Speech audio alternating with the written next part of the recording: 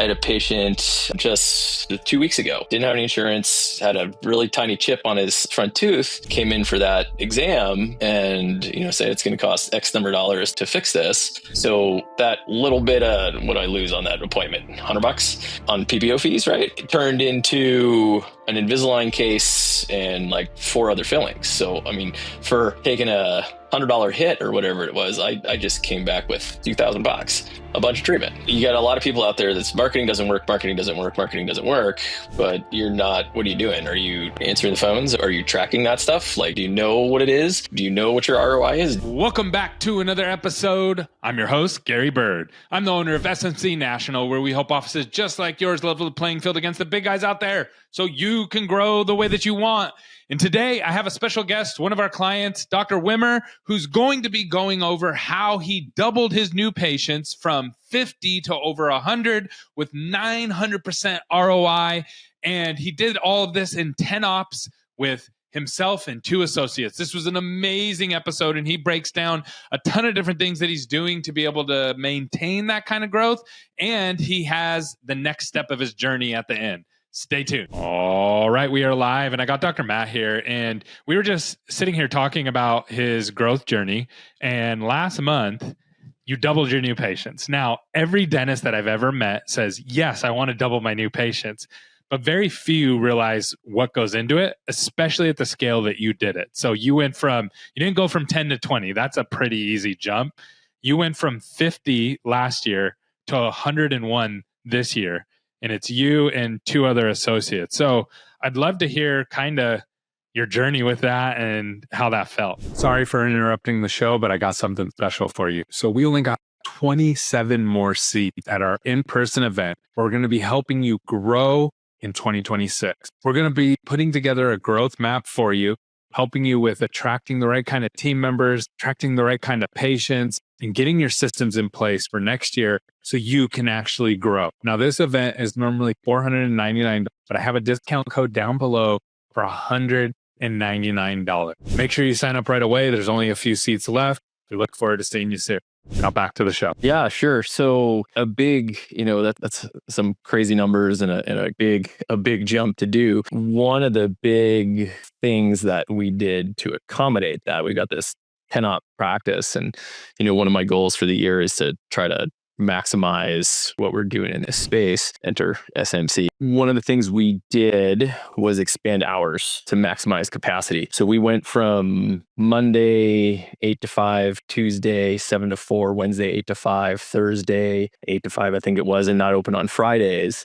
So now we're open Monday through Thursday, 7 to 6, and Fridays, 8 to 4. So we got a bunch of opportunity for butts and chairs that we need to take advantage of. So you opened up capacity first and then filled it with new patients. Is that right? Filled it with new patients. Yeah, because a lot of people do we're not all the way full. We haven't maximized everything, and then let's wait and to expand. But you got to build it first, right? You got to build the room. Got to have the space for it. If you don't have the space for it, then you're flushing your money down the toilet. So I totally agree. And so how was that hard to get your team on board with that, or were they excited, or did you do split shifts? Like, how did you make that all work? It was at first it was the look of, oh Jesus, are you kidding me? We're going to do what? And it's like, listen, everybody's got to work one late night.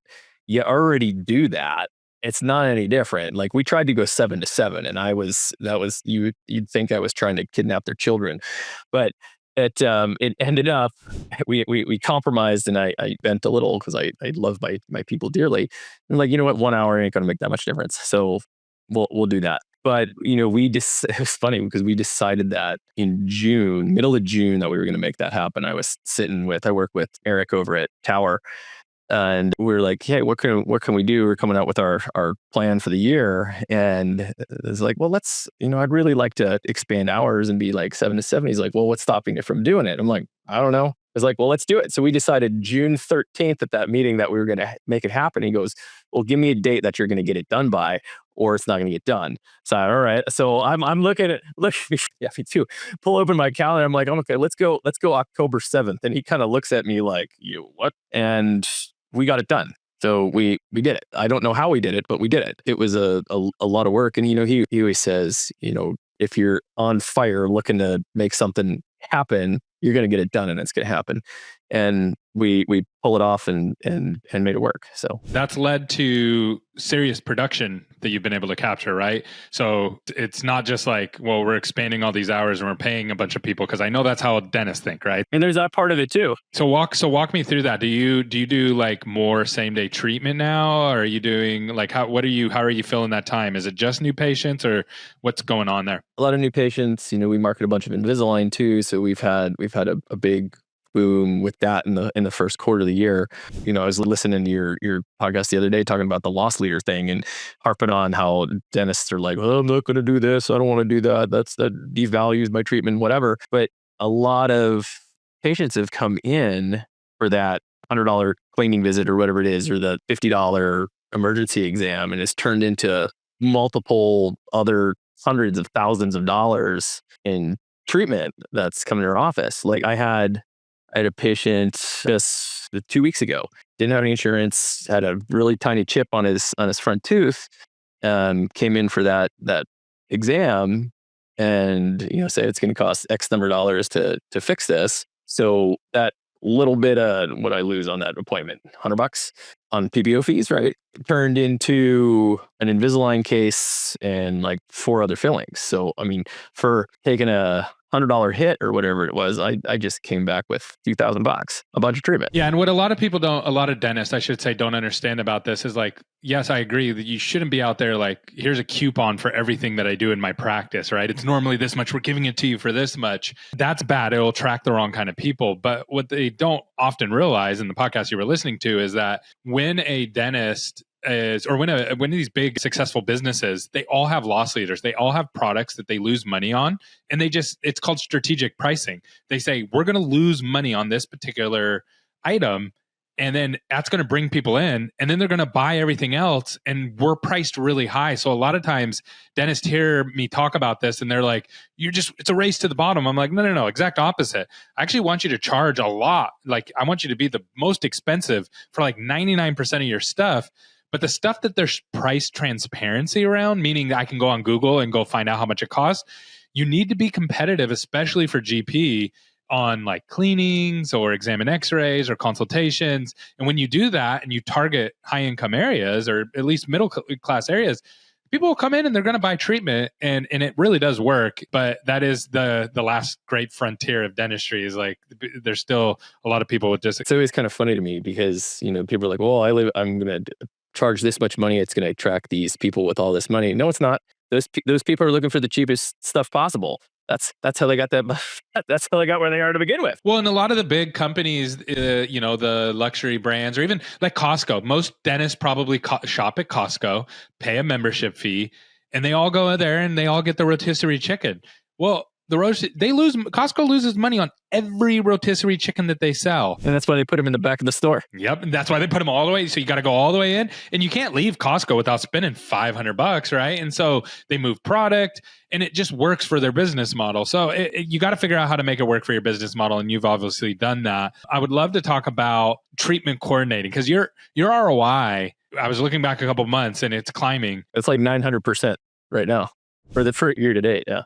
We've had $29,000 in fees, and our production is at, I just added it up, between net production and the scheduled production on there is $272,000 off of, we had 200. We started with you guys middle of March. We've had 230 leads so far, and we've scheduled 192 of those. I'd say that's pretty good. That's huge. That was going to go there next. So yeah, that's huge. Cranked out I'm a numbers guy, and cranked out the math on that. So I spent $151 to capture one of those appointments, and it brings in $1,415 roughly, per patient. So you subtract out what you spent to get the patient. I'll take that deal. Make $1,200 for every 150 I spend. And that's not counting, these people turn into patient referrals. So that's where you guys were already doing a great job with your referrals and getting patients to want to be at your practice. So those are all going to come back. They're going to bring their friends and family. And so your numbers are just going to keep growing and growing and growing. So how did you get your team to answer the phones well? Because that's a big challenge for a lot of people.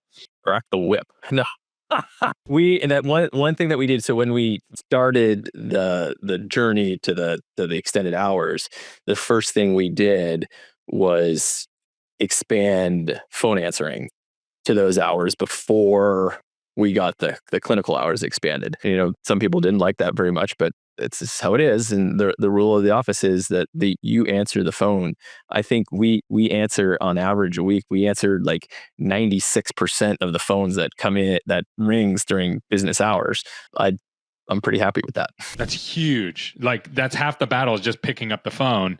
But then your team's also following the scripting. So is it the same thing? Did you role play with them or? That's an area of that's always. I'll be the first to admit we need improvement on that too. If anything, that's probably one of the biggest areas they can improve upon. But listening to the phone recordings and everything, and then going back and coaching. It's like, hey, how could we have done this better? This is what we didn't. This is what went well. This is what didn't go well, and continually trying to improve on those phone skills. Yeah. Okay. That's huge. And then your team's doing great. Like you're about 25% above average, industry average. Industry average is bad, but you're like way above that. And then you're answering industry average missed calls is 35%. You're at like you said, like 4 or 5%. So amazing job on that. You really figured that out. Now, how about getting the patients to say yes to treatment? Because a lot of people get hung up on that. Did you do anything special there? And we haven't really done too much special there. Treat, be nice, be friendly, and that goes a long way. Have a instead of we've always been kind of known to we take a little bit extra time to talk to the patients and get to know them and schmooze them a little bit, and that's comes off a lot better than you need this done. Do you typically do you have a philosophy where you address the chief concern first with the patients? Is that how you tackle it? How do you walk me through that? That's the primary reason they came in, and people want to feel heard. Number one, that's important. If they don't feel heard, they're not going to come to your office and get the treatment done.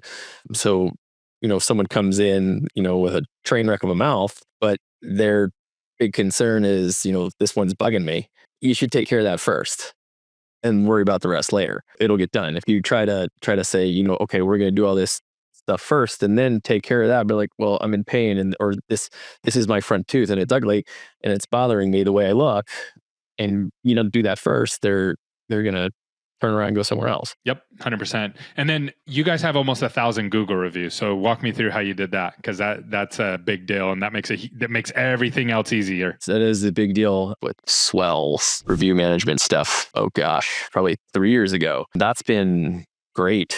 So that's been a platform. It's linked into our website, so they can text in questions or whatever and schedule appointments. It's automatically linked into Google's stuff, so it's a direct feed into Google reviews. Every patient gets an automatic link to click. So is it all pretty automated, or do you motivate the team in any way? It's totally automated. We don't do anything. Yeah, I haven't asked for a Google review in 3 years. It's just the only thing we do is if you get a grumpy patient, is you go in and you click the little box that says don't send one to them. So you got to remember to weed those out. Yeah, that's smart. And then I know you have an in-house membership. Is that pretty popular with a lot of the folks in your area? Yeah, it's very popular. It's definitely very popular. Again, talking about loss leader. There's one right there, but they will take that. Most people that come in and don't have any type of insurance benefits will sign up for that program. So, we take a little bit of haircut on the cleanings and whatnot, and then we give them like a 15% discount. Yeah, it keeps them around and makes them spend more. Yeah, that's where I say a lot of dentists, they try to turn their membership. I've seen this where it's like, turn it into this recurring revenue model that you're going to make all this money. The problem is then nobody signs up for it, right? No one wants to pay $300 a month for insurance, dental insurance. So, or I know it's a membership plan, legal terms, but that's basically what the patients think it is. You guys priced it at about $33. So it works out to be about $360 a year. And they get their 2 cleanings, their exam and x-rays, and one emergency exam, their regular screenings, but then they get it. So they're going to come back 2 times over the next year. So you get 2 more shots of them and they end up staying with you. I've seen this. This is a great retention tool for uninsured patients.